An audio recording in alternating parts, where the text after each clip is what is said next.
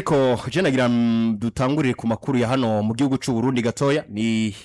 deba nka zibiri gusa tugomba duhere ko zijanye na nano ma equipe agira kuri abiri yitwaye neza hano mu gihugu cyacu cy'u Burundi ravuga equipe ya Aigle ndetse na equipe ya Urukino Football Club na ma equipe agiye gusohoka serukire u Burundi na cyane kubijanye na nizi nkino za Afrika za CAF Champions League ndetse na CAF Confederation Cup Rukinzo barasohoka muri CAF Confederation Cup bakina na equipe ya Durban City muri South Africa ariko kane ku ruhande rwa equipe ya Aigle the Fighters barakina na equipe ya Al Ahli iyi niyo muri Sudan yahurikina mu musore w'umurundi yitwa Jean Claude Girubugisha twaravye match yabo ya mbere bakina muri finale ya Super Coupe y'u Burundi equipe ya Rukinzo nivyaza kugenda neza muri za penalty za gutsindwa itsindiweyo ariko mu rukino hagati ubona ngo ni equipe yagize consistency nyuma ya kunganya ni equipe ya the Fighters watanguye basinda kuri ku mupira w'umuterekano gitsindo catsinzwe no musore yitwa Kaimba Stefan ariko ku rundi ruhande rwa Rukinzo nabo baza kugombora nabo basinda ikindi gitsindo kigira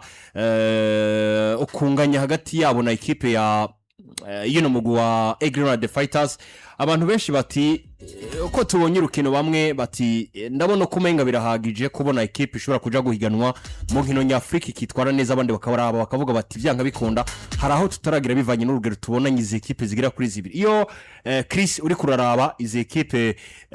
par exemple reka duhere ku rukino rumwe cyangwa kuri equipe yitwa Aigle the Fighters bagiye gukina na Al Ahli equipe nayo nyene idasanzwe mu mugabane wa Afrika urabona tumaze kubona nka 90% cyangwa 100% vy'ibice vya equipe nziza dushobora kujana imbere ya Al Ahli tukitwara neza wanashima uravye novuga ngo equipe ya Aigle Noir uburyo yakozemwo precision yabo uburyo yarokrisemwo ikazana abakinyi novuga ngo hakiri kare ugeranije no kwa ayandi makrebe yo ngahe wacu ariko aragenda yitwara ku isoko urabona ko equipe ya Aigle Noir nimwe mu equipe yari kwiragerageza kubaka ibintu byabo kare banaje novuga ngo no kwitegurira ahantu ataklebe mu Burundi twari dusanzwe tubimenyereye ko kuvuga ngo equipe yo ngahe wacu mu Burundi ravuye ngaha mu Burundi irarenze umugane wa Afrika igiye kwitegura gusa atabindi bintu novuga ngo bijanye novuga ngo ni competition babatumiwemwo canke ni kindi kintu cyo bacerekeranye n'ikintu bashobora kuba bovuga ngo baragiye bashobora kwinjizamo amafaranga ariko batanze uburyo bwabo kugira ngo club yitegure urabona ko ni kimwe mu bintu uburongozi bw'ino equipe ya Aigle Noir buriko buragerageza gushiramo ingufu cyane kugira ngo barabe ko ihangiro bihaye byo kuba bogerana uvuga ngo muri phase de groupe muri des champions borigerako ariko ugaca ugenda ukaraba mbega Aigle Noir kuvigarutse match iri kwirakina iriko yitwara gute urabona ngo Aigle Noir naho iri kwiratsinda ariko hari ibicukiwe ngo biracagoye kuvuga ngo Aigle Noir nubundi twoyizera ijana kwijana bikongera bikaza bigahurirana novuga ngo nuwo bazohura batomboye kuza guhura na equipe yashitse muri demi finale si kintu coroshe ubwavyo n'umukinyi equipe ya Al Hilal Omdurman shora kuba yararokrise arabizi ngo ngiye muri ya equipe intego yayo ishobora kwifisa uno mwaka ni kurenga aho yageze mu mwaka uheze ariko Aigle Noir twibukanye ngo aho imaze kuba igera kure ni muri novuga ngo muri round ya kabiri mu nkino zo kurakuranamwe muri zino nkino za CAF Champions League izi equipe zibiri ugiye kuzishira ku munzane uza gusanga ari equipe zibiri zitandukanye bigoye kuza kuvuga ngo Aigle Noir toya mahigwe meshi ko ishobora kuzigakura muri equipe ya Hilal Omdurman ariko mu mpira w'amaguru byose birashoboka ariko yo kenshi ari nkino zibiri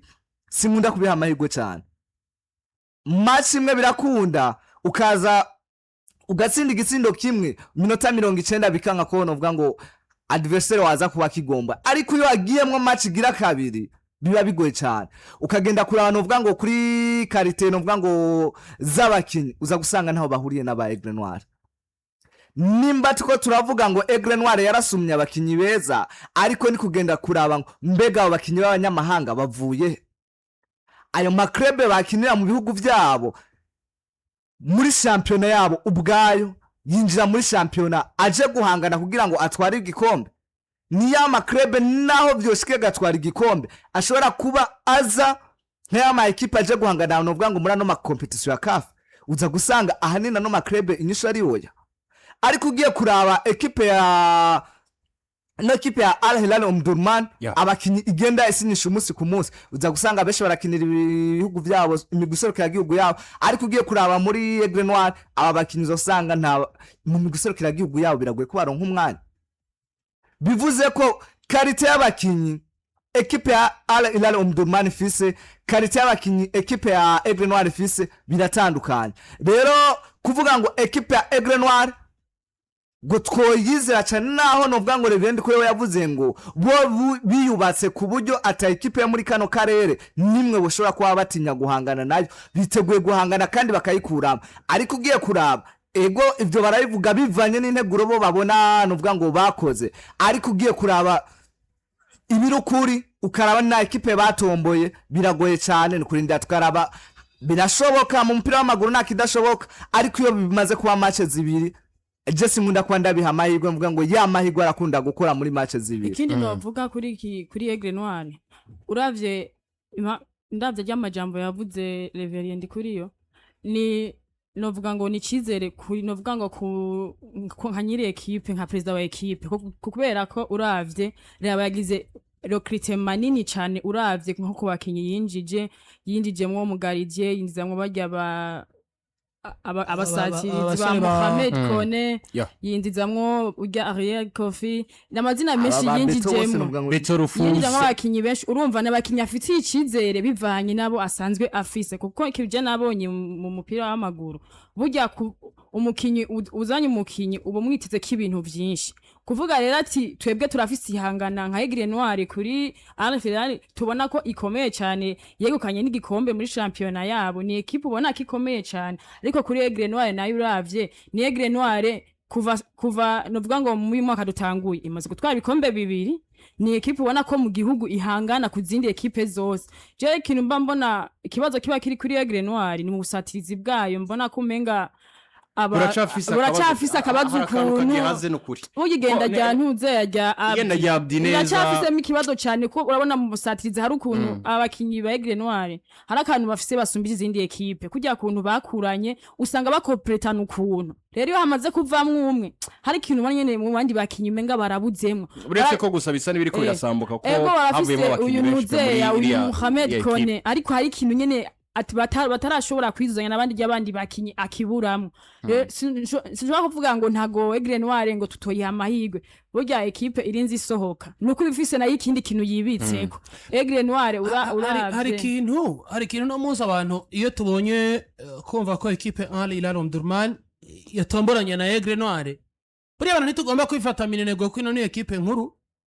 demi finaliste novuga ngo abantu bageze muri demi finale ya CAF Champions League umwaka umwe 2-3 hafi ine ubugomba kwicara ukiyumvira ngo mbega equipe yiwacu igiye guhangana nabo kuko nakunze kuba ndaba muri ise Kafa Kagame Cup hari abafana ba Rayon Sport bakubwiye ati APR je gukina nivyo turabakeba mu gato tugomba gushigikira equipe yitwa APR nihiganwa ryateguwe n'igihugu cacu ririko riberi wacu nta equipe mva amahanga igomba kuza kudufatira nabi imuhira bivuze ngo iyo esprit premier migomba kuba mu sportif ku ruhande rw'abana nkavuga ngo Aigle Noir the Fighters ni kibazo cyo gutegura abo bafise hakabamwo cohesion kubera ko jewe namuzi nushaka kunsigurira ngo hari equipe tuhangana n'iyindi bien sûr equipe ntizingana mugabo nashakizo ku mugane wa Afrika nasanze zihakwa kungana nivyo kubera ko iburyo buri muri championnat amafaranga ashigwamwo peut-être na motivation abakinyi baronka hari ukuntu atuma abakinyi ba equipe kanaka babeza gusumba abandi ariko jewe Aigle Noir the Fighters umwaka uheze yamaye icigwa gikomeye cyane buriya Al Ahly iyo mu Misiri ni equipe iteye ubwoba equipe ihereze equipe nationale ya Egiputa abakinyi barenga 5-6-8 bahegenda mu gikombe c'isi ufatiye akarara ku mugabo yitwa Zizo ufatiye akagabo ku mugabo yitwa Mohamed Hani ufatiye akagabo akarore ku uyu musore hagati mu kibuga yitwa Imam Ashur n'abandi benshi bagiye batandukanye mugabo abantu baribuka match za Aigle Noir na Al Ahly aha kuri stade Noir ariko Rand iyo equipe ya Al Ahly turiko turavuga Aigle Noir yashoye kuba isa n'inaniza ariko ugiye kuraba sezo yabo iheze ni equipe itabage nuvuga ngo sezo yabo ntiyagenze neza ntiyagenze neza mugabo nashaka Chris ndakwereka ikintu kimwe Aigle Noir the Fighters nico kintu ndiko ndakubwira baratatanye kuko giriya gihe ba France Landry bafise Kamana Karim bafise Abdi bafise Keita komeye novuga ko bari bafise na Kenya Mukengera gini Nicolas capitaine wabo namuzi bamaze ko batandukana hariya bari bamaze ko basohora naho mukinyi numwe yari bwasohora uravye ziriya nguvu Aigle Noir yari kurakoresha kiriya gihe nuno munsi ugacabuka ko batagifise Ineza Abdu musatirizi mwiza yafashe equipe mu bijanye no gutsinda mu bijanye no gukina donc yari musatirizi ari complet ugacutakaza nimero 10 wa mwiza nka Kamana Karim uno munsi Keita ari mu mvune uno munsi uraraba ukiyumvira ngo natakaje Kanyamukenga ahubwo ni kibazo cyo kumva ngo abo bafise bazobatunganya gute ko bazimaze gukunda nisangana equipe yitwa Hilal Omdurman igomba kuza izingo turakomeye gusumba Aigle Noir magani tugiye gutora amanota nico kintu je nakunze kuri president wa equipe ya Aigle Noir habati twiteguriye kugwana na equipe nimwe dufise ubwoba iyo ari yo yose yoza twokina bivuze ngo iyo ni motivation premier ntaguciriyemo ni Hilal hazamwe umukinyi w'umurundi akaba mwiza niyo mpamvu ndakubwira ngo mu mupira nta kidashoboka erega nabo bazoza bafise ati ni bafise ubwo bwa Aigle Noir tuzi ko havuyemwo mu gihugu cyabo havuyemwo gira umugisha bashobora kuba bafise bagira umugisha bane batanu kugira gira umugisha sinanse mugabo no muzi izina mu mupira w'amaguru izina gira umugisha aho rigeze eske ubona ragera ku izina zizoyoba yarigeze kugira kinira Al-Ahli yo muri Egiputa ubona yo bafise izina Imam Ashur kuko no muzi uravye nka Imam Ashur mu equipe muri Pierre Messi yokina ariko nimba Aigle Noir ishobora kuzira motive ivuga ati dufise Rajabu dufise Keita dufise Kamana tugomba kwataka mediane ya Al-Ahli bakumva yuko turimo arabanye match bakiriye kuri Stade Noir no kuvuga ngo izo equipe zo muri Afrika dufise umupira uri similaire mugabe igituma ari zigera kure n'izindi ziviramwe mu matsinda canke zikaviramwe muri second round nukubera ko uburyo n'inyana zitunganijwe bidasa mugabo motivation rero yandi ivuga ngo tuje ku kibuga kurondera amanota Aigle Noir siyo yigira umufavori imbere ya Hilal Omdurman mugabo jewe ivyo bamyeretse mu mwaka uheze ni kandi kubera ko bari bafise equipe imaranye umwaka umwe ibiri imeze neza imenyeranye aka kanya tuvugana turacari muri pre-saison champion igiye gutangura vuba nobody knows tomorrow ejo equipe ishobora kuba yanywanye hakaba hako kantu ko kumva ngo aya recruitment amajaje yakozwe abaye meza kwisanga ku mukinyi mwiza nka mukiza no muzi nakirondera niveau yo kumva ko yo prove abakunzi ba Aigle Noir urongera ko mwana yitwa Rajabu waje kuraba ongera ko ba Kevin ongera ko Fataki no shiramo no musore bakuye muri equipe ya Mamuru bitaro ongera ko King Ronaldo Malocha nawe yatangwe gufata ikibanzo cyo muri iriya muri uno munsi bafise umunyegori je mfata nk'umunyegori wa mbere hano mu gihugu cy'u Burundi Jean Marie Rerimani ugushaka asigaye ikintu cyo kumva tora cakine equipe nationale gato buri mu munyezamu nubwo urugero rwo ushobora kugwa mugabo yarigeze gukina equipe nationale buriya n'ikindi kintu nakarusha nico kintu rero ndiko nabani nizereye mu bijanye n'ingene equipe izotegurwa gusumba kumva ngo izina rikomeye ryatomboranye na Aigle Noir kuko na Aigle Noir ni izina rikomeye kubera ko hano mu Burundi yasohotse ifise igikombe ca Primus League iviramo kuri finale ya Coupe du President icitwa Super Coupe nukuvuga ngo isotse iri motive ahubwo iyo bagiye iyo bazosanga nayo ijiri motive mugabo no muzo ugiye kuraba comme si nakubwiye ngo umupira muri Afrika urasa nivyo motivation y'abakinyi ba ari Hilal Omdurman bashobora kuba baronka Aigle Noir ashobora kuba batayironka mugabo ivyo nati kintu kimwe bisobanuye koko niba wowe uno muzi witwa Fataki dufata karorero uzi ko hangagurana na Mohamed Hani azoserukira igihugu nka Egiputa gifise kanendwi gihora mu gikombe c'isi kenshi gashoboka ari titulaire indiscutable why not toja guhangana n'izo equipe zo muri Afrika hafi wacu kurande gwanje nsanga Aigle Noir baracafise vyinshi byo gukora kugira ngo baseruke muri zino nkino ariko vyinshi byo gukora bitazoba cinege kubera ko iyo hamaze kuba cohesion hagati y'abantu barenga umwe igikorwa cyose bagomba guproduce kigomba kuza gifise isura itandukanye n'abantu bari biteze uravye no vuga ngo sa nurangiza kuri ino deba Aigle Noir uravye bakinya kinishije bakina na equipe ya Al-Ahli yo mu Misiri warabona ngo bari bafise mediane y'abakinyi bagera kuri batatu basa n'abamaze kuba bamenyerana cyane ukaraba n'abakinyi bari benshi bahuriye no vuga ngo muri Panther bakuranye noneho baduganye kuri iriya generation yaduze uretse abakinyi bacu babiheba benshi bagiye hanze abandi bagwa muri equipe Aigle Fighters no vuga ngo baduga muri ya equipe Aigle Noir ari abakinyi baduganye ivyo biroroha cyane iyo haje umumenyereza afise bwa bumenyi akaza akabavyazamwe no vuga ngo umusaruro bivanye n'igihe bamaranye ariko ugiye kuraba ubu kuri Aigle Noir raba Aigle Noir isa nuko isuye kwiboka gushasha nimba waratakaje abakinyi babiri mu kibuga hagati kandi byari bizwi ngo ntibakomwakomwa muri ico gihe hari ikintu kiza kuba gitakaye kuko kari mu kamana nimba waramutakaje kuri numero 10 ni ikintu kinini watakaje Keita kuri numero 6 uramutakaje kubera imvune naho yogaruka bikana ngo mu match za mbere za CAF Champions League uko namubonye biragaragara ko atazoba naho yogaruka ni kandi amazigiye kirekire hanze y'ikibuga ku rugero rwo kutoshika utize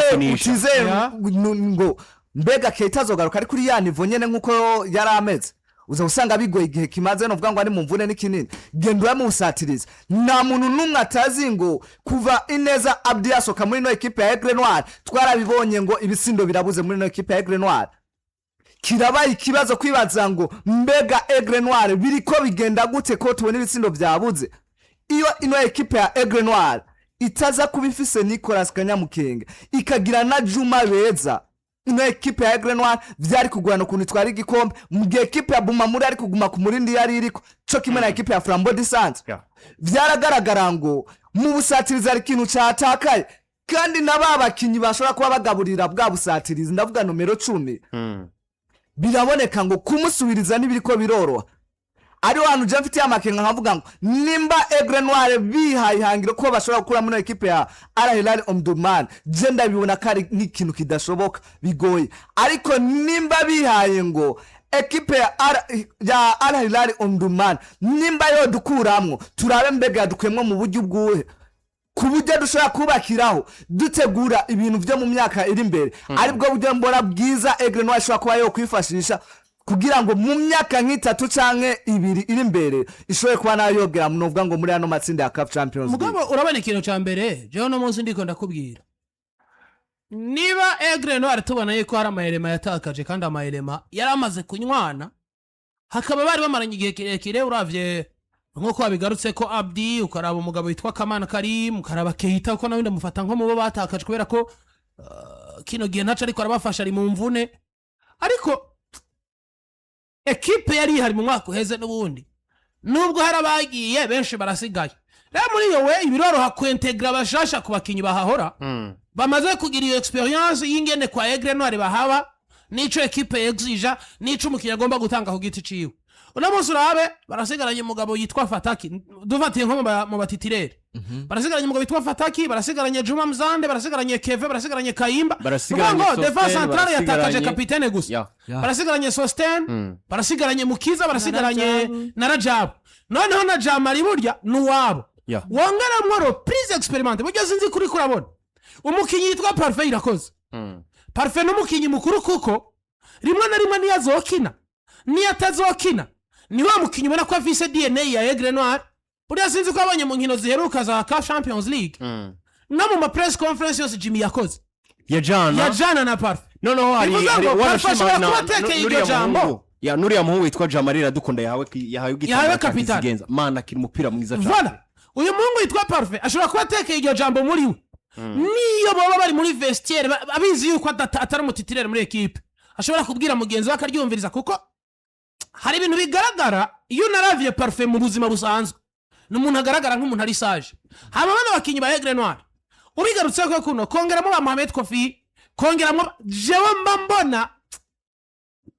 Aigle Noir the Fighters izosabwa kwintegra bashasha mu bahahora ariko bahahora bo bamaze kugira experience kuko mu bahahora je mfata ko muto ari Mukiza na Rajab mugana muri munsi nta equipe nta match ikomeye batakinye bivuze ko Aigle Noir the Fighters bazokogwa ko ku numero 10 cyane ariko ku numero 10 naho nyene bizobasa gutegura kuko urabantu hatakaye umugabo yitwa Kamana Karim yasohotse amaze gusohoka akagaruka kaja kwa Vision yasubirijwe na Mohamed umugabo yitwa Kagabo Samir nawe kano kanya ari muri equipe ya Interesta niwe nimero 10 wa mbere mwiza dufise mu Burundi kwara ko jewe nimero 10 sinzo musanga tsinda ivyo bitsinda ahubwo usoma urukino gute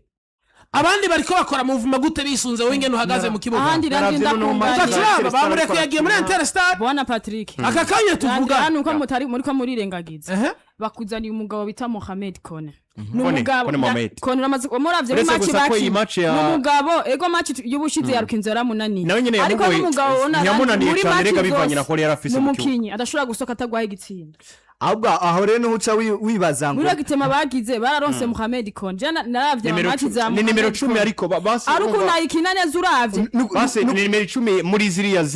muri buriya buryo bwa apana buriya bwa Karim oya basi muri bwa buryo bwa Bahorumo no nyine pana Orumo basi Orumo hari kuno washobora gufata baro hariya muri kuvuga ko hagati ni wa muntu ashobora gutsindira yuguruye uburyo bwo gutsinda ariko ko nagomba kuagira ya karite ya Karim yo guhagarara neza muri iriya defense adverse bigira vya Enzo Fernandez bariya baje Beringa hanyuma icakora wagifasha umupira atera mwiza aho rero nuca wibaza mbega kuri babasatirize Aigle Noir fils mu gihe Kone match zo yamunaniye kuko yatereje nabonye ari side ifata kino kuko rero mbega barafise umusatirizi akadusha tukibaza ngo mbega mu basatirizi bafise hari umusatirizi bafise ashobora kubaha ibitsindo 15 muri sezo ntawe ariko mugabo hano ciza ariko mugabo John Musi nizerera muri tactique z'umumenyereza gusumba ikindi kuko kumva ko gutunga umusatirizi Rusenyo Nzugi uno munsi umupira w'amaguru ahugeze haba au niveau mondial biramaze kugaragara ngo gutunga umusatirizi atunga ibitsindo byinshi siko gutunga equipe nziza ahubwo gutunga equipe yumva ivyo umumenyereza asaba buri mukinyi wese agakina avuga ati karite yiwanje za complete yanaka niya naki complete yiwanje baratakaje Abdinez mugabo Abdinez mutakaje uno munsi karite y'umusore twafata kishobora kuba ameliore karite y'umusore yitwa Sosthene ishobora kuba ameliore ushobora gukinisha mu nimero 9 yabaye wanashaka mugabo agafasha abawinga gukina canke gutsinda canke agafasha equipe muri rusange that's why ndakubwira ngo Aigle Noir the Fighters abo marakritima yaba meza yaba mabi baracafise umwanya wo kugorora abakinyi bakabanywanisha na bagenzi babo komsa tugatangura sezo twiteze kumenya ngo mbega Aigle Noir twatumye guserukira igihugu ivyo bateguye vyo bibemerera shibure n'ubundi dukomeze turindira undi mwaka nimba bazokora yandi marakritima canke basubiye gusohoka turaba uburyo bitunganije mugo Juno Musi sishobora kumva ngo batomboye ari Hilal Omdurman ngo mfatwe na Tremblema ari Hilal ni equipe nziza ariko na Aigle Noir ni equipe nziza kwentegra abashasha mu bahahora bizobasaba igihe nkuko na Al Hilal Omdurman gusubiriza gira umugisha bizobafata igihe nuko rero neze equipe zigira kuri zibiri na Aigle Noir the Fighters ni equipe nziza pe kuva mwizamu ni equipe ifise abanyezamu beza ariko baja kuraba hagati mu kibuga afise abakinyi beza cyane na charisha n'abakinyi bakina bazibira kuva kwa Rajab kuva kwa Ronaldo King Marobe waja kuraba bano bakinyi bagiye batandukanye bande baba hari urabona ko ni equipe iyo batse neza kuri nimero 10 barasinyishije Mohamed Kone nk'umukinyi ashobora kuza kubafasha mu bijanye no gusatira ariko kandi waja kuraba no kuzindi mande ku mande z'ikibuga bakinyi barabagumanye Sosthene ndetse n'umugabo witwa uyu Saidi Fataki waja kuraba barongereje izindi nguvu zigiye zitandukanye kuva muri defense aba bakinyi bagiye batandukanye uyu muhungu yitwa akina yitwa gute akina kuri zibiri Kevin oya hari mushasha kwa Aigle Noir Beto Rufus ariko mwiza cyane Kevin wewe nabonye ni two solution mu bibuga byose agiye atandukanye ako mwakoze kabiri kenshi kakinye umugabo witwa Jean Nahimana mu gihe Kevin yaba yifashijwe ku mpande canke hagati mu kibuga ariko bigaragara ko Nahimana inoses ashobora gukinana na Muzande hagati muri yax urugero je nabonanye uyu muhungu yitwa uyu muhungu Rufus Beto ruteye ubwoba mw'abantu hanyuma mu busatizo abakinyi beza nubwo kuri nimero 9 umenga haracarimo agazi ntituremezwa neza n'umugabo yitwa Ariel bivanye na match amaze kuduhereza muri kano kanya mu Kinyatara senda igitsino na kimwe kuri iyi equipe Aigle Noir the Fighters mu nkino bamaze kwa bakina mu nkino za gicuti wanashema n'inkino zigiye zitandukanye bagiye barakina harimo n'urukino rwa Super Coupe finale ko kurandi rwa equipe Al Hilal Omdurman nayo ni equipe nziza imaze kugera hagiye atandukanye muri zino nkino za CAF Champions League se zirenganye ni equipe yari imeze neza yavuye muri groupe C barimwo ariyo equipe iri mu kibanza ca mbere n'amanota gera kuri 11 mu ihiganwa ariko kandi ni equipe yagiye mu gihugu cy'u Rwanda igatwara igikombe mu nkino za CAF Champions League uno mugwi waratsinze amakipe agiye atandukanye ari naho banatsinze n'imigwi myinshi harimo n'amakipe nka za MC Alger ari nayo ekipe yagiye kubakuramo ariko batsindanye mu nkino zigiye zitandukanye n'umugwi wakinye canke wasinyishije umumenyereza mushasha imbere yuko utangura ino saison bamwita Joseph Zimbawa uno n'umumenyereza w'umudagi yavutse mu mwaka wa 1970 asanzwe akiri mukino ushingiye kuri football iri mu inguvu nyinshi pressing idasanzwe imijanye no gutanga amapase maremare aciye ku mpande ariko kandi nibijanye no kuzibira ku rugero rukomeye iravye umukino wiwe uri umugabo yitwa Joseph Zimbawa ndetse n'umukino sanzwe kino na equipe yitwa Grenoble Fighters cyane nk'umukino bakinije muri finale y'igikombe citiriwe umukuru w'igihugu bakina na equipe Urukino nubwo bari babuze umukinyi yashobora kububakira imipira hagati mu kibuga za gusanga ni hafi style zimwe basanzwe bakina aba uko ari babiri ariko kandi baje kora no ku rundi ruhande uyu mugabo bamusinyishije muri equipe kubera experience asanzwe afise yakuye mu equipe gatandukanye nka Orlando Pirates ari muri Africa du Sud ubwigiye yaje muri 2019 yavuye yatwaye igikombe ca MTN 80 ca 2020 anatwara ibikombe bigiye bitandukanye ariko kandi aza kuva muri 2020 namwe amazeyo imyaka igira kuri 2 gusa equipe iramwirukana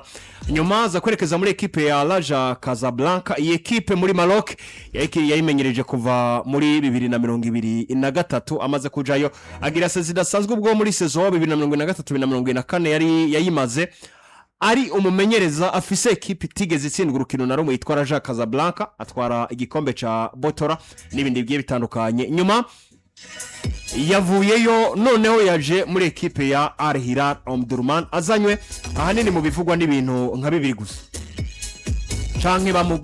baravye ibintu nka bibiri gusa bwa mbere na mbere nuko iyi equipe yari ifise umumenyereza bari barahaye akazi hanyuma umumenyereza bari bamwizeye ko ashobora kubafasha gutegura saison match zigera ku 5 gusa baravyimviriye bati vyanka bikunda we nturi umumenyereza wo kutumenyereza nyuma baza kumukuraho bazana uyu mugabo kugira ngo abafashe ahanini bashingiye ku bintu bibiri cambere bashingiye ko yaba experience asanzwe afise mu equipe yegera camwe mu